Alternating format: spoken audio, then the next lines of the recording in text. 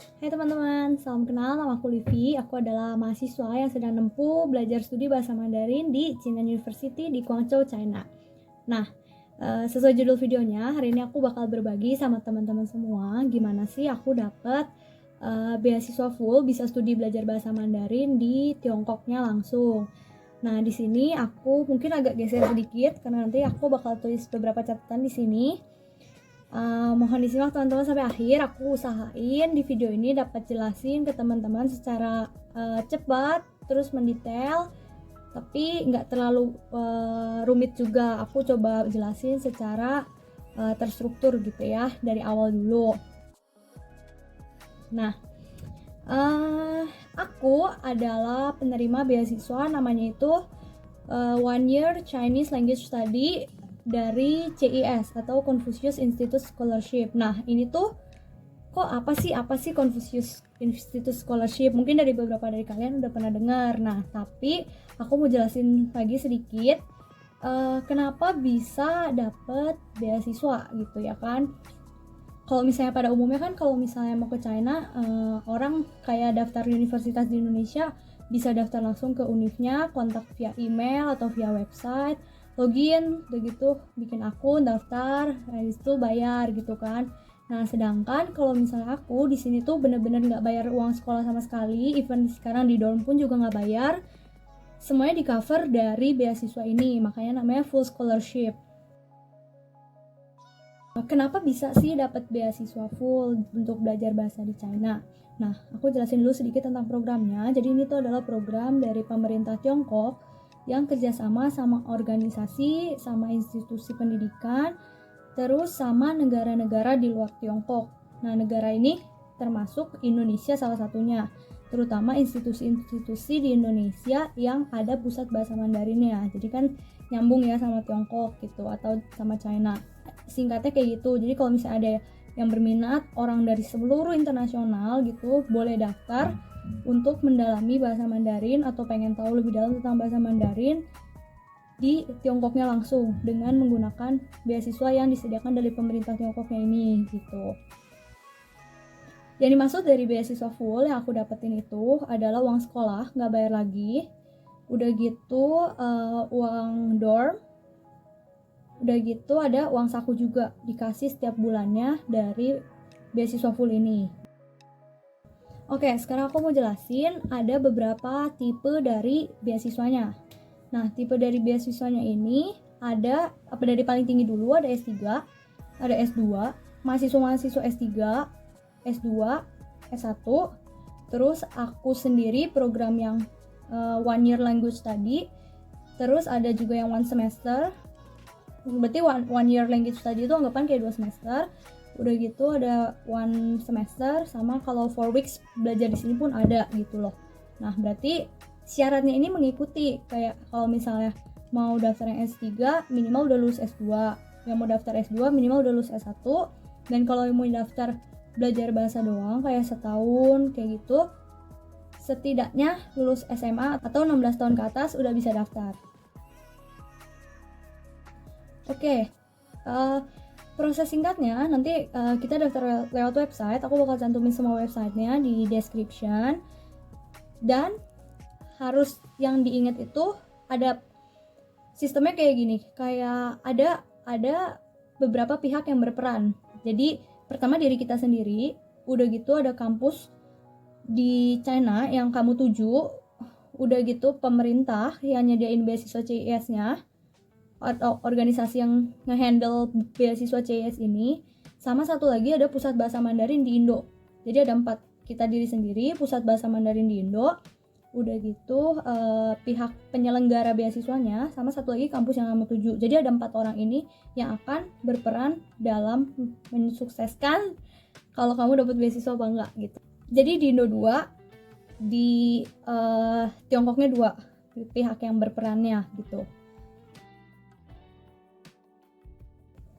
Oke, sekarang masuk ke part berkas, syarat, dan ketentuan yang diperlukan buat daftar beasiswa ini. Nah, aku bantu sharingin yang program yang aku ambil, nanti sisanya informasi lainnya teman-teman bisa baca sendiri di web. Jadi kalau misalnya aku kan belajar cuma setahun bahasa di sini, kurang lebih syaratnya kayak gini. Usia pelajar minimal 16 tahun sampai 35 tahun, boleh 45 tahun kalau guru, dan gak boleh lagi bersekolah di Tiongkok gitu. Kemudian mulai kuliahnya kurang lebih periodenya di Agustus akhir atau September awal mulai kuliahnya, dan selama 11 bulan ke depan. Jadi periode belajar itu 11 bulan, akan dikasih uang saku setiap bulan. Jadi uang sekolah udah termasuk, uang dorm udah termasuk, dan ditambah uang saku setiap bulan. Nah, teman-teman bisa cek sendiri dikasih berapanya gitu ya di website yang ada di kolom deskripsi, nanti silahkan dibaca. Dan sekarang ini aku kasih tahu berkasnya. Kalau berkasnya yang paling memungkinkan untuk keterima gitu, kayak maksudnya bagi aku 50% dapat beasiswa ini tuh tiket masnya adalah di nilai HSK 3 sama HSKK. HSK 3 apa? Jadi kayak ini kayak TOEFL-nya tapi dalam bahasa Mandarin. Jadi Mandarin pun punya uji kelayakan bahasa lah, anggapannya kayak gitu. Minimal level 3. Jadi HSK itu kalau nggak salah sekarang ada sampai 9. Kita ambil yang ketiga aja karena cuma ngambil studi bahasa. Minimal nilainya itu 210 per 300. Artinya itu kayak KKM-nya 70 per 100 gitu dari nilai. Kalau per 100, HSK paling tinggi nilainya 300. Jadi teman-teman wajib kalau bisa surpass dari 210. Udah gitu, didahulukan juga bagi teman-teman yang punya nilai HSKK. HSKK sama HSK bedanya apa? Kalau HSK itu adalah isinya cuman reading, writing, sama listening. Tapi kalau HSKK itu speakingnya, jadi tesnya itu dipisah. Nah, udah gitu, HSKK ini nggak ada minimalnya. Tapi kalau bisa kayak 60 per 100 sudah oke sih. Menurut aku 60 lewat udah oke gitu. Terus didahulukan yang punya sertifikat HSKK ini. Karena sekarang lembaga-lembaga yang nyediain tesnya itu udah ngasih tes HSK 3 bareng sama HSKK langsung. Jadi udah sepaket. Oke, selain HSK ada berkas lainnya, yaitu fotokopi dan scan ijazah terakhir dalam bahasa Inggris. Nah, ijazah terakhir yang dimaksud itu pendidikan terakhir kamu gitu kan. Kalau misalnya kamu SMA, terjemahin rapot ijazahnya ke dalam bahasa Inggris atau bahasa Mandarin. Udah gitu, fotokopi dan scan transkrip nilai selama pendidikan terakhir apa, misalnya kuliah, transkripnya di print semua, terus ditranslate dalam bahasa Inggris dan Mandarin. Karena kita internasional, semuanya dokumen harus ditranslate, kalau nggak Inggris, Mandarin, cuma pilih salah satu. Dan wajib dilegalisir, pokoknya dokumen yang berkaitan sama institusi terakhir kita di Indonesia, misalnya SMA, minta legalisir ke sekolah di SMA, dari hasil dokumen yang udah ditranslate gitu. Kalau misalnya ke kuliah, minta ke kampusnya buat dilegalisir juga dengan syarat udah ditranslate. Nah teman-teman, kalau misalnya masalah translate dokumen gini yang tentang institusi sekolah gini dari bahasa Indonesia ke bahasa Inggris atau bahasa Indonesia ke bahasa Mandarin, ada beberapa penerjemah tersumpah yang biasa nerjemahin dokumen kayak gini. Jadi kayak itu legal lah gitu anggapannya. Udah gitu nanti udah selesai diterjemahin, kamu kasih ke sekolah. Atau juga ada pilihan sekolah tuh bisa bantuin terjemahin. Jadi ada beberapa sekolah yang bisa bantuin terjemahin ke dalam bahasa Inggris gitu. Mereka udah punya template-nya sendiri. Teman-teman bisa request atau bisa tanya dulu ke sekolah, bisa bantu saya enggak untuk terjemahin dokumennya gitu. Nah lalu kalau aku waktu itu, ini agak bandel sih sebenarnya, nggak boleh ditiru. Aku terjemahin sendiri. Jadi tahun 2021 aku pendidikan terakhirnya masih SMA, waktu itu belum lulus kuliah. Jadi aku translate sendiri template ijazah sama template transkrip nilai. Udah gitu aku kasih ke sekolah SMA aku. Tapi sekolah SMA aku ini agak percaya nggak percaya kalau misalnya ngejamin bahwa dokumen ini tuh bisa dipakai buat daftar ke China gitu loh. Nah tapi akhirnya gimana? Akhirnya PBM yang bantuin. Jadi aku karena di Bandung, aku orang Bandung, dibantuin sama PBM Maranatha, atau PBM itu Pusat Bahasa Mandarin. Yang tadi aku bilang kan ada 4 pihak yang bantuin. Nah jadi PBM Maranatha ini yang bantuin aku bikin surat pernyataan gitulah anggapannya, surat pernyataan bahwa dokumen translatean yang dibuat sama Valentin Liviana ini tidak ada salah dan layak dipakai untuk daftar beasiswa ke China gitu. Soalnya kan Maranatha yang tahu template translatean itu tiap tahun kayak gimana gitu. Jadi aku punya translatean sendiri tuh aku juga sebenarnya udah ngechatan sama Maranatha gitu sebelum aku bawa ke sekolah. Ini udah boleh nggak kayak gini gitu. Terus ya udah akhirnya Maranatha bantu bikinin surat pernyataan, aku kasih lihat ke sekolah aku. Udah gitu akhirnya boleh pakai translatean aku sendiri. Tapi sebisa mungkin ke penerjemah tersumpah gitu ya, yang udah benar-benar layak lah gitu, udah benar-benar legal, karena dia punya tandanya sendiri apa capnya sendiri gitu. Udah gitu selain transkrip nilai, jadi panjang nih. Selain transkrip nilai, ada scan paspor halaman pertama. Jadi yang ada pas fotonya itu di scan. Nah teman-teman, paspor ini lumayan penting karena kita kan orang luar nih. Nanti kalau misalnya udah keterima di sini, ID kita kan bukan KTP, jadi apa-apa tuh pakai paspor. Jadi nggak boleh hilang, dan kalau bisa scanannya disimpan terus gitu. Dan scannya kalau bisa yang jelas. Waktu dulu aku ada sempat masalah jadi karena posisi lighting dari scanannya itu kurang bagus, jadi angka 6 sama 8 tuh agak saru gitu. Beasiswa aku agak bermasalah di situ waktu itu, cuman gara-gara nomor paspor doang. Karena sepele kan padahal urusan paspor doang, sedangkan dokumen yang lainnya aman gitu. Tapi mungkin kalau bisa scannya yang high quality gitu.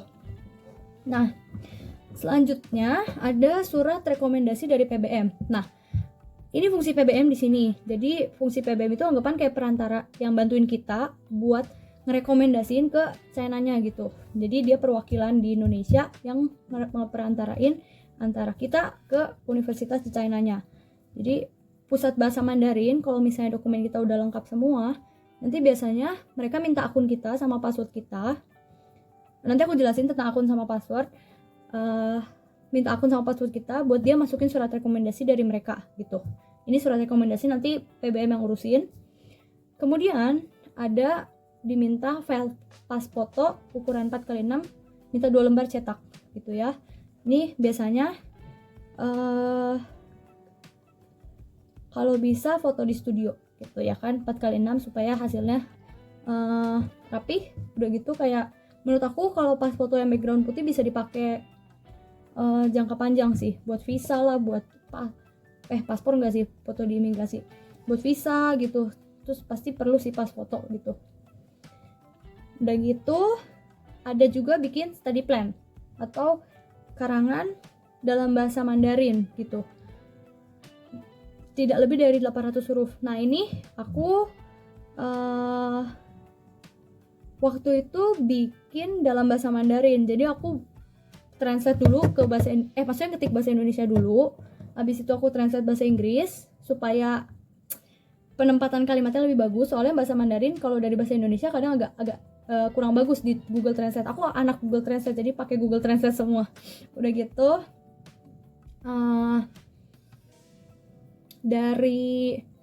dari Google Translate udah bahasa Indonesia ke bahasa Inggris dulu, rapin grammarnya sedikit, bukan grammar sih, kayak maksudnya penempatannya supaya lebih enak dibacanya. Habis itu baru dipindahin ke Mandarin. Nah saran aku, kalau misalnya menurut aku nih, bahasa Inggris pun sebenarnya boleh, tapi kalau misalnya bisa bahasa Mandarin atau ada rekanan yang bisa bantuin perbaiki grammar dalam bahasa Mandarin, itu lebih baik gitu loh. Dan nggak boleh lebih dari 800 huruf. Ini ketentuan yang kayak gini mungkin perlu diperhatikan ya. Terus ada tanda tangan digital peserta lah gitu. Jadi kalian tanda tangan di kertas putih, terus di scan, di situ disimpan digitalnya. Nah setelah itu ada surat persetujuan orang tua, tapi ini kalau misalnya yang mau daftar beasiswanya itu masih di bawah 18 tahun, karena kan belum ada KTP, anggapan kayak masih di bawah umur gitu kan. Jadi kalau di bawah 18 tahun harus ada surat persetujuan dari orang tua. Selanjutnya ada PBM, ini yang terakhir kayaknya, ini berkas yang terakhir. Nanti PBM ada kasih kayak surat pernyataan gitu, nanti teman-teman yang mendaftar tanda tangan digital sama orang tua. Kalau nggak salah di print dulu, abis itu tempel meterai. Mungkin sekarang 10.000 ya, dulu masih 6.000, sekarang meterai 10.000. Terus tanda tangan peserta sama orang tua wali. Peserta itu maksudnya kita yang daftar beasiswanya, sama orang tua atau walinya peserta gitu. Udah, itu adalah beberapa dokumen yang teman-teman bisa perhatikan gitu ya.